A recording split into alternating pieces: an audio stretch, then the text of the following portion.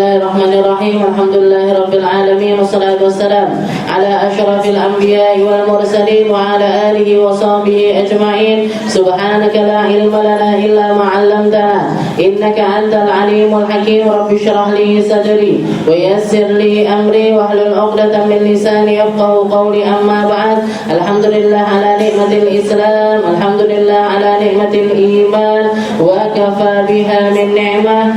Alhamdulillah, segala puji bagi Allah Subhanahu wa taala yang memberi kita nikmat Islam, iman, memberi kita nikmat sehat serta kesempatan untuk duduk di majelis ilmu, mencari ilmunya Allah, mencari sambungan kepada Nabi Muhammad, mencari doa-doa yang indah serta lantunan-lantunan munajat yang dituliskan oleh para ulama-ulama kita untuk menyelamatkan dunia kita serta akhirat kita, untuk menjadikan kita hamba-hamba yang mulia di sisi Allah Ta'ala, untuk menjadikan kita hamba-hamba yang mengisi waktu-waktunya dengan perkara-perkara yang tidak akan pernah mereka sesali. Setiap perkara ibadah kita nantinya di akhirat akan diperlihatkan oleh Allah Ta'ala berupa cahaya-cahaya ataupun juga pahala-pahala yang bisa kita saksikan secara langsung. Maka mereka-mereka yang terlewat waktu-waktu untuk belajar, terlewat waktu-waktu untuk berdoa, terlewat waktu-waktu untuk menggunakan waktunya di dalam kebaikan, mereka adalah orang-orang yang paling menyesal di akhirat nanti. Aku roh undangane, aku liwat panggone, aku ngelihat orang-orang berbondong-bondong ke sana, tapi aku mek ngene tok. Nyapa to wong-wong kuwi? Oh, ngaji.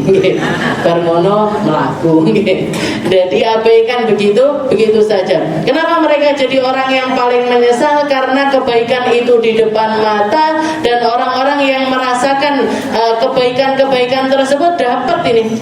Dapat pahalanya ini dapat. Oh, ini loh pahala doaku, ini pahala ngangkat tanganku, ini pahala munajatku, ini pahala khusyukku. Didapatkan di depan mata, tapi mereka seharusnya punya kesempatan yang sama, tapi hal yang semacam itu terlewat dari mereka. Maka yang paling menyesal, bahkan dikatakan nanti ahlul jannah wa hum fil jannah.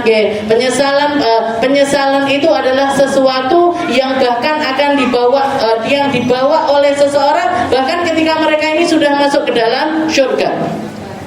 Sudah di dalam syurga, menikmati kenikmatan syurga, tapi masih ada banyak sekali penyesalan di dalam dirinya. Penyesalan tentang apa? Penyesalan tentang kebaikan-kebaikan yang harusnya bisa mereka lakukan, tapi mereka tidak melakukannya. Nah, ini penyesalan yang akan dibawa mati, dibawa sampai bahkan ke dalam syurganya Allah Ta'ala. Maka kita patut bersyukur, kita patut berterima kasih kepada Allah Ta'ala, patut mengapresiasi diri kita.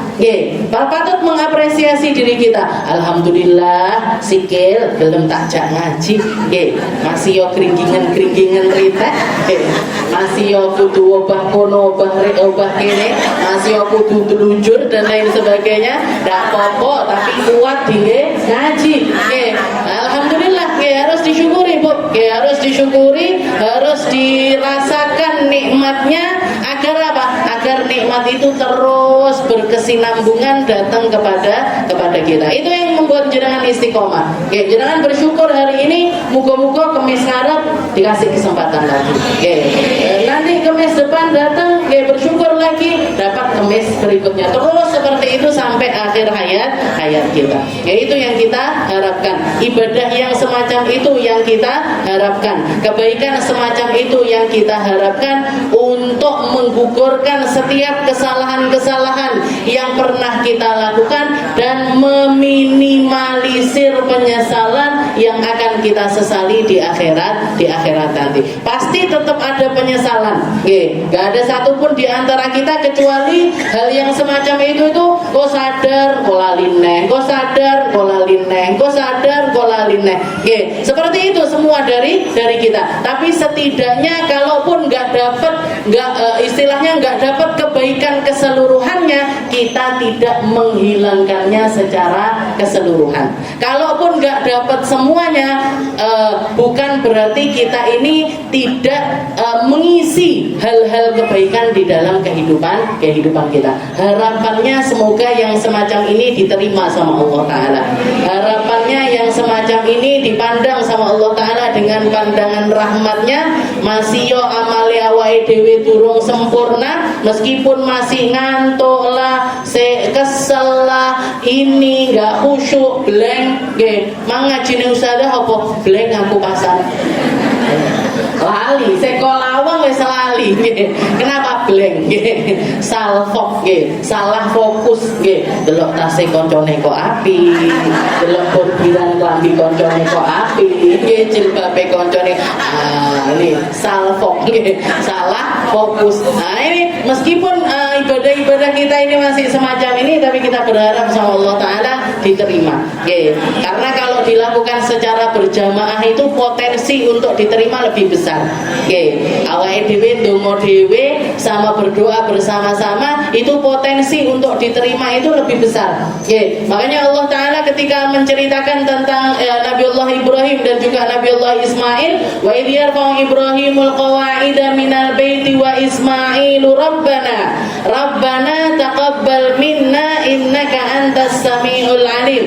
Katanya Nabiullah Ibrahim ketika selesai bangun pondasinya Ka'bah, beliau angkat tangan bilang sama Allah Ta'ala, Rabbana taqabbal minna. Di sebelahnya ada Nabiullah Ismail mengaminkan doa ayahnya. Tapi Allah Ta'ala menyebut keduanya. Wa idh yarfa'u Ibrahimul qawa'ida minal baiti wa Ismailu Rabbana taqabbal minna. Domirnya dua-dua, Bu. Ibrahim Ismail sama-sama berdoa. Ibrahim Ismail sama-sama ngangkat tangan. Ibrahim Ismail sama-sama minta sama Allah Ta'ala. Padahal Nabi Ibrahim yang doa, Nabi Ismail yang mengaminkan. Ini dua orang, tapi dua orangnya semulia Ibrahim dan juga Ismail. Dhewe wis tinggi nambeli kuwi sing akeh. Kita cari jamaah yang banyak, kita cari orang perkumpulan yang banyak untuk berdoa bersama-sama, memunajatkan apa yang kita minta kepada Allah Subhanahu wa Ta'ala. Kita lanjutkan pembahasan kita masih di dalam kitab Sulamut Taufiq ila an qala al-muallif rahimahullahu ta'ala wa nafa'ana bi ulumi fid dharain amin wal fatwa bi ghairi ilmin wa ta'limin wa ta'allumin ilmin mudir. Minggu yang lalu kita bahas tentang fatwa tanpa ilmu. Hukum keharaman bahkan minal kabair, termasuk salah satu dosa besar, yaitu ketika seseorang itu berbicara tanpa ilmu, menjawab sesuatu tanpa dasar keilmuan, sok tahu tentang sebuah perkara, omongan-omongan yang tinggi tentang sesuatu padahal dia nggak punya basic keilmuan di dalam perkara tersebut. Maka itu semua yang dia keluarkan atau semua yang dia ucapkan nantinya akan dipertanggungjawabkan di hadapan Allah, dan potensi salahnya ini besar sekali. Makanya ada ulama yang mengatakan man ajaba su'alan nas bikulli ma yas'alunahu, barang siapa yang menjawab setiap pertanyaan dari orang, jadi setiap ada pertanyaan-pertanyaan karena dia memang berada di tempat yang dimana dia ditanyain sama orang, ustadzkah, ustadzahkah, kiaikah, dai dan lain sebagainya. Barang siapa yang menjawab setiap pertanyaan dari orang, fahuwa majnun. Ini orang gila. Kenapa kok dinamakan orang gila? Karena bahkan ulama-ulama terdahulu itu gak semua pertanyaan itu mereka jawab. Jadi kudu ngati-ngati banget ketika kita mau jawabi sesuatu, ketika kita mau memberikan solusi kepada orang lain. Kalau kita nggak tahu, bilang nggak tahu. Kalau kita tahu, bilang tahu. Atau ucapkan sekadar apa yang kita tahu, nggak perlu mengucapkan apa yang kita tidak tahu. Makanya kadang-kadang kalau ada orang-orang yang nanya saya lewat WhatsApp, setelah itu saya ngelihat pertanyaannya ini kok ruwet, atau keruwetan yang terjadi di dalam diri orang itu sendiri, boten kula jawab, Bu. Saya biarkan pertanyaannya. Saya biarkan pertanyaannya karena saya nganggap kadang-kadang ada orang-orang yang pertanyaannya itu ruwet. Saya salah satu contohnya ada pertanyaan masuk ke saya. Dia cerita, "Ustazah, saya punya teman. Ustazah, saya punya teman saya ini berzina dengan suami temannya." Jangan bayangkan, saya dapat pertanyaan, Ustazah, saya punya teman saya ini berzina dengan suami temannya. Setelah itu yang dia tanyakan, orang yang berzina ini nanya sama saya itu perlu mandi wajib apa enggak? Jangan bayangkan ini. Ini sing kudu dijelentrehne akeh banget gitu. Jadi yang bermasalah itu bukan poinnya wajib mandi. Kalau wajib mandi besarnya sudah pasti wajib. Sudah pasti wajib. Tapi kan bukan itu poinnya. Yang salah ini bukan cuma tentang mandi wajibnya.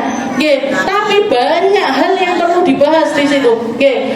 Rusaknya pola pikir orang zaman sekarang, rusaknya cara muamalah. Jadi sampai ke tingkat mereka itu nggak tahu mana yang pantas ditanyakan, mana yang nggak pantas, mana yang harusnya diselesaikan terlebih dahulu. Bukan ini yang jadi masalah, mandi besarnya apa enggak. Itu menurut saya itu sudah menjadi ilmu alladzi ulima bid-darurah, yang semua orang pasti paham. Orang kalau sudah terjadi, katanya Nabi Muhammad SAW, idza taqal khitanan faqad wajabal ghusl. Barang siapa yang ketemu dua alat yang pernah berkhitan, dua alat yang pernah berkhitan kalau bertemu faqad wajabal ghusl, maka dia sudah pasti wajib untuk mandi besar. Tapi ini pola pikirnya dia yang salah. Kok iso ngelakoni hal seburuk itu? Orang berzina itu sudah salah. Orang berzina itu sudah dosa besar. Ini berzina dengan suami orang. Berzina sama suaminya orang. Setelah itu yang dia tanyakan koin yang sangat jauh dari apa yang harusnya dia benahin. Ini sampai saya ngelihatnya dengar-dengar. Iki ngadepin wong ini gimana saya ngadepin orang semacam ini? Enggak saya jawab, Bu. Enggak saya jawab. Karena kalau saya jawab satu, ketika saya itu muatnya seberapa, atau voice saya itu muatnya seberapa, voice saya muatnya seberapa. Jadi saya memilih untuk enggak jawab pertanyaan-pertanyaan yang semacam. Karena apa? Karena ini sudah ada lubang yang sangat besar sekali. Ada lubang yang sangat besar sekali, pola pikir yang benar-benar jauh dari kata-kata normal. Sekedar normal aja jauh. Jadi wong genah ki wis adoh banget ini. Dia sudah pergi ke Jepang, saya sudah masih di Indonesia ini. Jadi jauh sekali jaraknya. Jauh sekali jaraknya, dan ada banyak hal yang perlu untuk dibenahi. Dan yang semacam itu banyak, Bu. Saya temukan istilahnya WA-nya orang yang kayak gitu-gitu kadang-kadang saya enggak jawab. Biarin orang bilang, "Oh, Ustazah tiba ora tak pinter-pinter bang sepele." Digepung enggak pinter bene malah penak aslinya. Lebih enak jadi orang enggak pinter itu lebih enak. Iya, lebih aman juga iya. Jenengan nganggep saya goblok, saya malah seneng. Saya malah seneng. Ustazah enggak ngerti, Ustazah ratek paham, malah senang saya. Kenapa? Karena jenengan gak akan menanyakan hal-hal yang di luar kemampuan kita. Ini katanya para ulama, barang siapa yang menjawab setiap pertanyaan orang yang masuk kepada dirinya, fahuwa majnun. Ini orang-orang gila. Ini orang-orang gila. Nas'alullah as-salamah. Jadi ketahui dulu. Jadi orang mau bicara itu harus tahu dulu posisi dirinya. Posisi dirinya bagaimana, keilmuannya seberapa, riwayat belajarnya ini seberapa, seberapa lama saya belajar, seberapa ilmu yang sudah saya serap, seberapa banyak saya duduk di depan para ulama. Nah, maka itu nanti ketika kita bisa menimbang hal tersebut, apa yang keluar dari lisan kita ini akan sangat bisa kita pertanggungjawabkan. Akan sangat bisa kita yang bikin kisruh dunia, yang bikin orang ini banyak berdebat di media sosial, khususnya zaman sekarang ini, itu karena orang-orang yang belajar atau baru belajar dan mereka nggak ngerti tentang kapasitas dirinya, ngomong ngawur sakarepe dhewe.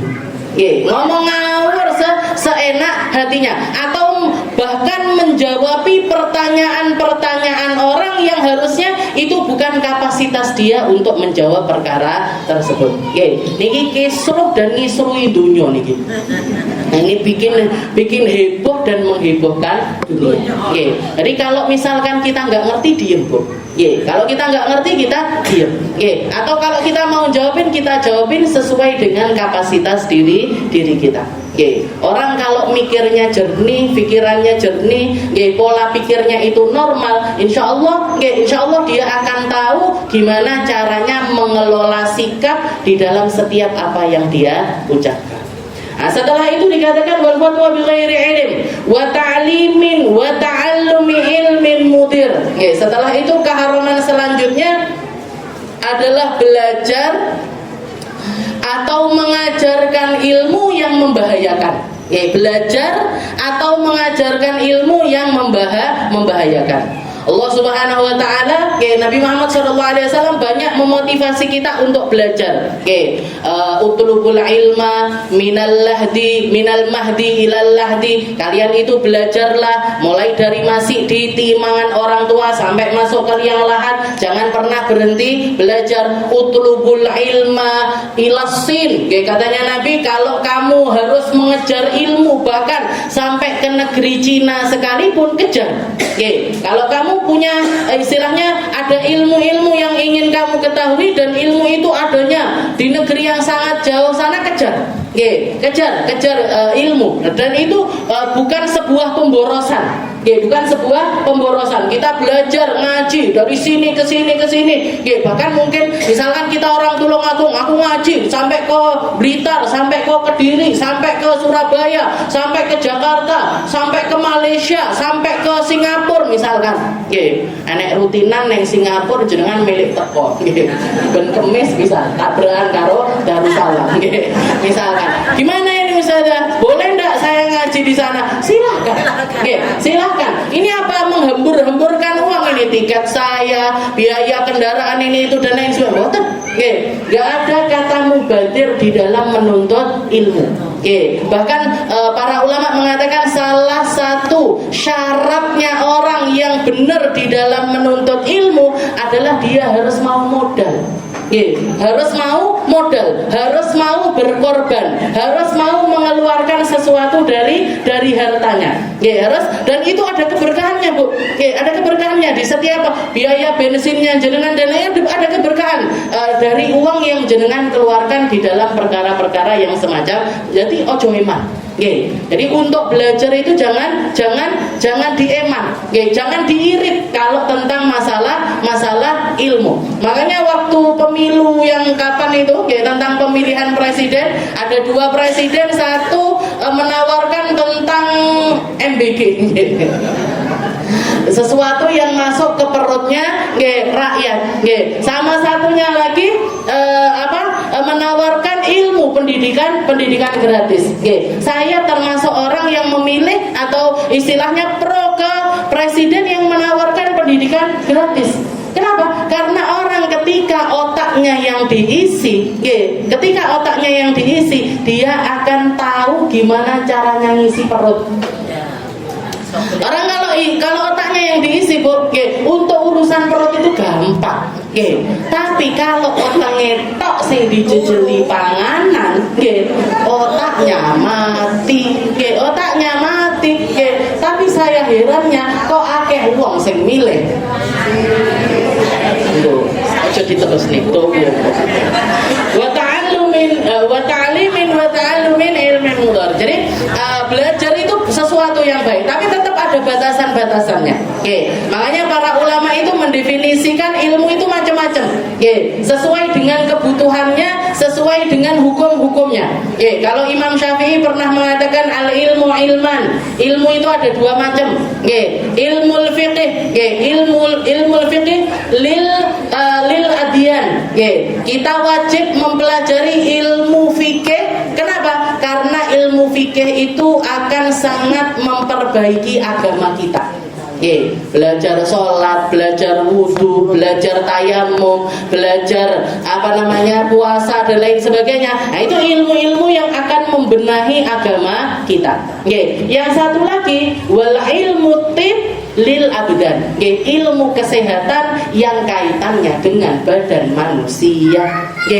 Jadi orang katanya Imam Syafi'i ilmu ini dua ini tadi. Makanya para ulama itu mendefinisikan. Jadi ilmu itu ada kalanya kita belajar dan mengajarnya hukumnya wajib. Ada kalanya hukumnya sunnah, ada kalanya hukumnya makruh, bahkan ada kalanya hukumnya haram seperti yang dikatakan sama Habib Abdullah bin Husain bin Thahir di dalam kitab ini. Jadi pertama ada ilmu yang hukumnya wajib. Wajib itu pun terbagi menjadi dua. Ada kalanya wajib aini, ada kalanya wajib kifai, atau kifayah. Ada hukumnya wajib aini. Aini itu artinya apa? Wajib terhadap setiap individu. Setiap dari kita harus mempelajari ilmu tersebut.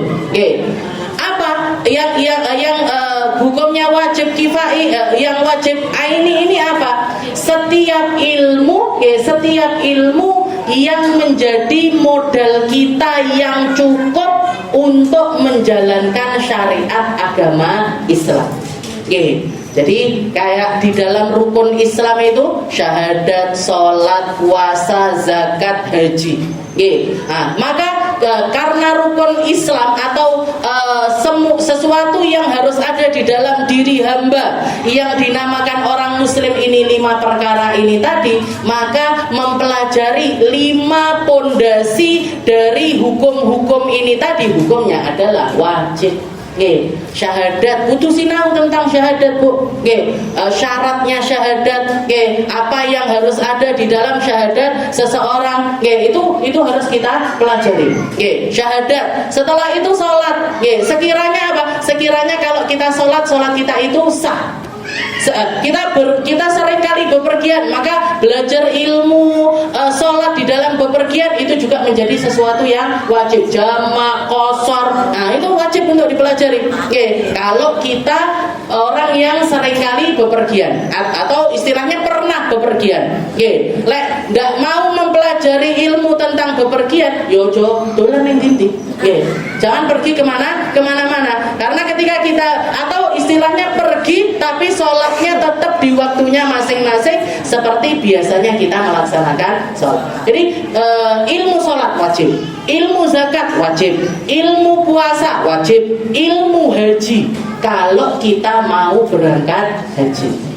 Jadi udah haji kudu belajar. Atau ilmu berumah tangga secara Islam kalau kita mau berumah tangga. Jadi segala sesuatu yang menjadi kebutuhan hidup seorang muslim, ketika dia ingin melakukan sesuatu, maka ilmu di dalam sesuatu tersebut harus kita pelajari. Ilmu, kita belajar ilmu hukum misalkan, belajar ilmu hukum. Sebelum kita mempelajari ilmu hukum negara, tata negara, kita harus mempelajari hukum Islam dulu. Biar apa? Biar tahu mana yang harus dibenahi di dalam keilmuan tersebut. Kalau kita mau jadi presiden, enak sing jadi presiden. Kalau kita mau jadi pemimpin negara, maka ilmu tata negara secara Islami harus menjadi basic keilmuan kita dulu. Baru setelah itu kita mempelajari ilmu kepemimpinan versi yang lainnya. Jadi yang berkaitan dengan Islam ini tadi sesuai dengan kapasitas kapasitasnya orang. Oh, saya di level ini, ya sudah, ilmu tentang syariat Islam secara umum untuk manusia wajib kita pelajari. Kalau kita mau bekerja di dalam satu lembaga dan ataupun misalkan kita diamanai sesuatu, sebelum kita mempelajarinya versi yang lain, harus belajar versi Islam dulu. Oke, jadi ilmu kedokteran, sebelum belajar ilmu kedokteran medis yang ini itu dan lain sebagainya, kesehatan Islam harus dipelajari. Oke, walaupun di dalam Islam kalau tentang ilmu kesehatan itu nggak terlalu banyak, tapi ada tuh, ada, dan itu perlu untuk ditimbang-timbang. Buat apa sih? Untuk menunjang keilmuan kita di dalam sesuatu, istilahnya gini, ilmu yang lain itu kan cabang-cabang keilmuan yang pondasinya itu selalu yang paling benernya, akarnya itu ada di dalam Al-Quran. Akarnya itu ada di dalam Al-Quran. Kalau kita mempelajari sesuatu tanpa mempelajari dasarnya, ini seringkali akan bikin orang ini jadi orang yang ilmunya itu nggak bikin dia itu berpikir dengan benar. Ilmunya itu akan besar potensinya untuk membuat dia ini jadi orang-orang yang nggak benar. Jadi orang mau belajar kedokteran tujuannya salah. Tujuannya apa? Nggak enak ceritanya dokter melarat, nggak enak. Jadi murni dia belajar ilmu kedokteran ini buat nyari duit. Maka yang ada di otaknya dia duit. Nggak popo, nggak masalah. Pokoknya aku mau meladeni pasien sebanyak apapun. Biar apa? Biar kantong saya cepat tebelnya. Padahal kan nggak sesimpel itu. Kita ngadepi pasien satu dengan pasien yang lainnya, ini harus ada trik-triknya, harus ada moral yang kita jaga di situ, ada privasi yang harus kita jaga di situ dan lain sebagainya. Dan makanya banyak sekarang ini dokter tapekno polai gini ini, bahkan dokter jadi yang kemarin viral nih, dokter mencabuli pasiennya. Nah, dokter loh, dokter berarti nggak mungkin bodoh, itu nggak mungkin. Tapi di satu sisi kenapa kok keilmuannya ini nggak membuat dia ini menjadi orang yang punya martabat yang baik? Karena apa? Karena nggak ada pondasi keislaman di dalam dirinya, nggak ada pondasi agama. Jadi agama ini tetap harus jadi akarnya, harus jadi sesuatu yang pertama kali untuk kita pelajari. Jadi ilmu wajib aini. Semua ilmu yang membuat kita ini jadi orang Islam yang benar, nah itu harus kita pelajari. Ilmu akhlak, ilmu tasawuf, dan ini harus dipelajari. Kudu sinau, harus belajar tentang itu semua.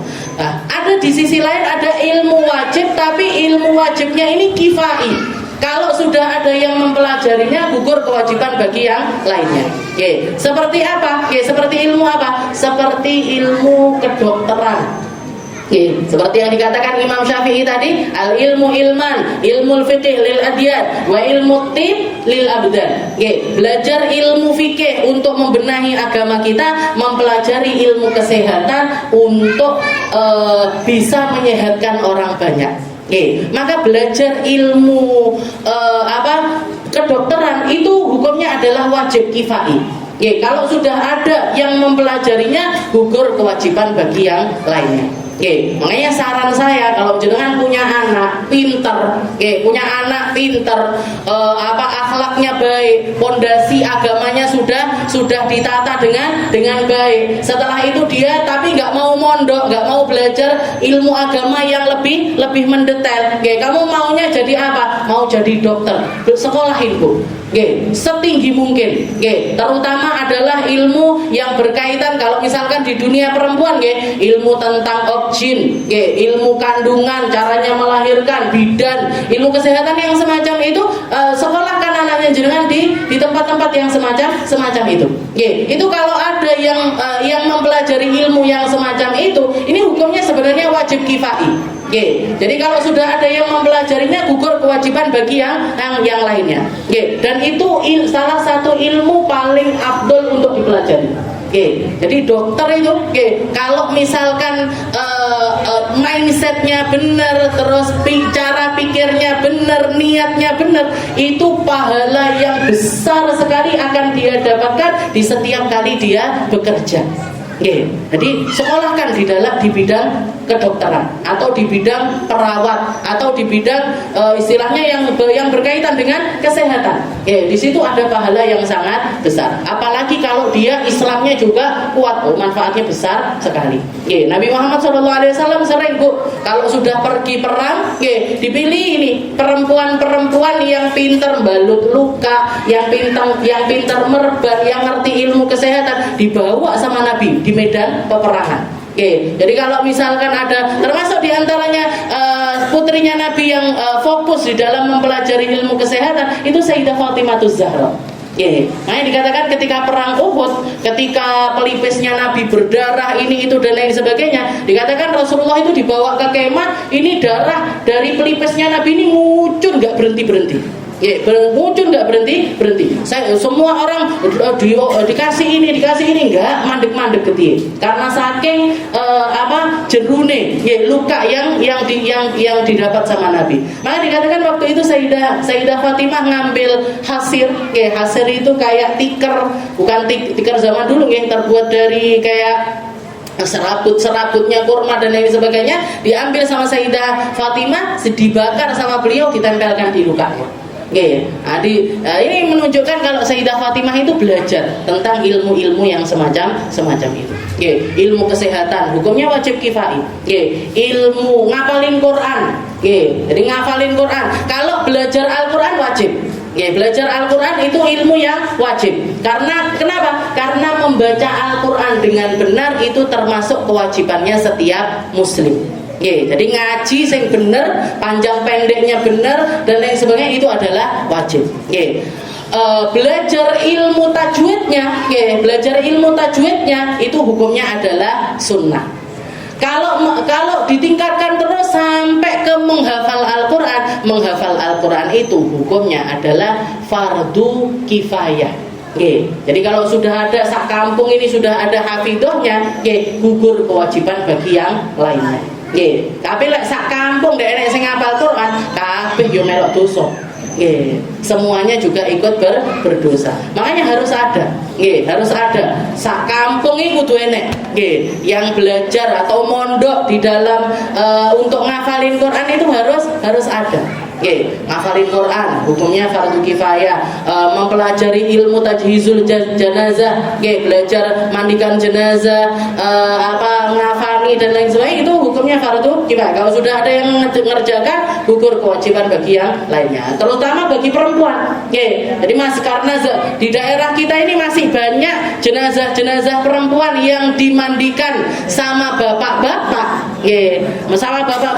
maka daerah-daerah yang masih melakukan hal yang semacam itu harus ada perwakilan perempuan-perempuan yang fokus mempelajari gimana caranya mandikan jenazah yang benar, ngafani jenazah perempuan yang benar. Kenapa? Agar tidak terjadi rantai dosa yang berkepanjangan.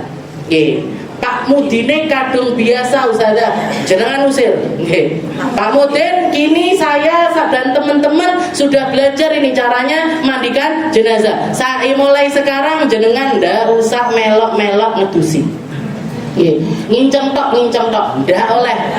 Lek ngengkel jenengan culuk kae. Kalau bangga ngengkel. Jadi semacam itu. Kenapa? Karena ini berkaitan dengan kehormatan seorang perempuan. Jadi itu hukumnya adalah wajib kifayah. Ada lagi ilmu yang hukumnya adalah sunnah. Yang hukumnya sunnah ini apa? Semua yang lebih dari ilmu wajib. Jadi misalkan bab sholat, kita sudah mempelajari ilmu sholat sampai ke tingkat yang pasti sholat kita itu benar ketika kita melaksanakan sholat. Tapi jangan mempelajari lebih daripada itu, lebih dalam lagi, lebih ini lagi. Kayak misalkan ilmu fikih, ada tingkatan-tingkatannya Bu. Kitab fikih paling rendah itu namanya Risalatul Jami'ah. Orang kalau hatam Risalah Jami'ah masuk ke Safina, masuk Safina nanti ada lagi namanya Nailur Raja. Habis Nailur Raja ada lagi namanya Fathul Qarib. Habis Fathul Qarib masih ada Fathul Mu'in. Terus. Nah, ini kalau kita sudah mempelajarinya yang dasar-dasar, Sulamun Taufik ini termasuk paling dasar. Sulamun Taufik ini termasuk ilmu fikih yang paling dasar. Nah, kalau kita nambah, terus sampai kepada kitab-kitab yang besar-besar, yang tebel-tebel, yang berjilid-jilid. Nah, itu kelebihannya itu hukumnya adalah sunnah. Hukumnya adalah sunnah. Tapi karena kalau di pesantren itu dipelajari sampai kitab-kitab besar, karena kata para ulama, kamu kalau belajar ilmu untuk dirimu, maka kebutuhan dirimu itu mungkin sedikit. Tapi kalau kamu mempelajari ilmu untuk disebarkan kepada orang lain, fahawaijun nas katsir, maka kebutuhan manusia ini banyak sekali, enggak terbendung.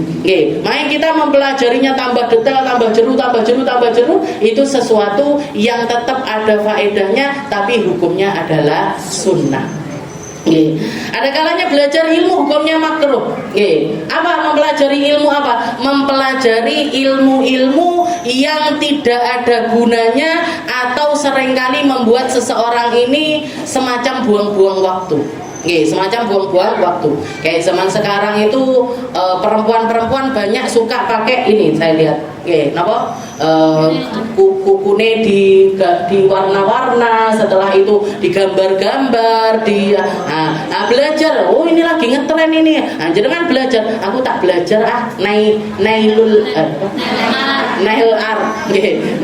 Jadi menghias kuku-kuku. Iki faedahe apa? Orang ngeluarin duit buat itu juga kenapa? Nah, cuman buat kepuasan diri aja. Cuman buat apik. Kok ganti gambar kucing, kok ganti gambar singong, kok ganti gambar apa-apa. Maka mempelajari hal yang semacam itu hukumnya adalah makruh. Hukumnya adalah makruh. Makruh itu dosa enggak, pahala ya enggak. Dapat dosa ya enggak. Karena kalau orang yang makainya masih tetap bijaksana, maksudnya kalau mau sholat dihapus atau dia makainya cuma ketika haid dan lain sebagainya, maka itu enggak akan berpotensi berdosa. Tapi kalau misalkan orang yang makai ini tadi enggak tahu tentang hal yang semacam itu, kan akhirnya melok dosa. Jadi dipakein kayak gitu, nanti sholat enggak dilepas. Kan wudunya enggak sah. Maka di situ akan berpotensi dosa. Hukumnya makruh. Atau yang berkaitan dengan segala sesuatu yang makruh. Kayak misalkan belajar ngelinting rokok. Ngerokok ini hukumnya apa? Ngerokok itu mayoritas ulama bilang haram, Bu. Karena Allah Ta'ala mengatakan wala tulqu biaidikum ila tahluka.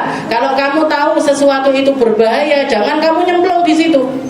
Rokok ini jenengan tanya dokter manapun, nggak akan ada yang bilang merokok bagus buat kesehatan. Merokok biar nanti paru-parumu akan bersih dengan kamu merokok. Nah, merokok akan membuat, bahkan sekarang peringatannya rokok itu kan merokok membunuhmu. Nah, dilakoni kan berarti bunuh diri. Nah, ini hukumnya adalah, jadi mayoritas ulama bilang hukumnya haram. Meskipun masih ada yang menganggapnya sebagai makruh. Gak ada yang sunnah, gak ada. Rokok sunnah, gak enak. Apa nih rokok wajib? Oh, enak tambahan. Jadi kalaupun misalkan gak haram, itu minimal adalah makruh. Maka setiap hal yang makruh, kalau kita ngambil istilahnya, kalau kita itu bekerja di bidang itu, maka hukumnya juga ikut makruh.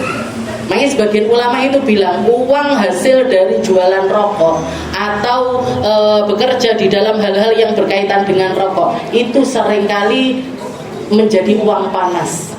Uang panas ini apa? Nggak enek barokah. Nggak ada berkahnya. Nggak ada berkahnya. Jadi kalaupun nggak haram, hukumnya adalah makruh. Maka mempelajari setiap hal yang berkaitan dengan itu hukumnya makruh. Jenengan belajar ngelintingi rokok misalkan, ini hukumnya makruh. Jadi makruh. Oke, ada kalanya hukumnya adalah haram. Yang haram ini gimana? Yang jelas-jelas haram. Oke, kayak belajar ilmu perdukunan, belajar ilmu ramalan, belajar ilmu segala sesuatu yang akan berdampak untuk merusak diri ataupun merusak komunitas, itu semuanya hukumnya adalah haram. Belajar memecah belah manusia misalkan. Oke, belajar mengadu domba manusia. Oke, wong kuwi kok pinter memecah belah umat ini. Aku tak sinau, tak dadekne guru. Nah, ini hukumnya haram. Oke, hukumnya adalah haram. Wa ta'limin. Jadi mengajarnya hukumnya haram, wa ta'allumin, mempelajarinya juga hukumnya adalah haram. Kulli ilmin mudir. Wal hukmu bighairi hukmillah, dan juga menghukumi sesuatu tidak sesuai dengan hukumnya Allah, ini juga termasuk keharaman. Selanjutnya insyaallah kita lanjutkan di pertemuan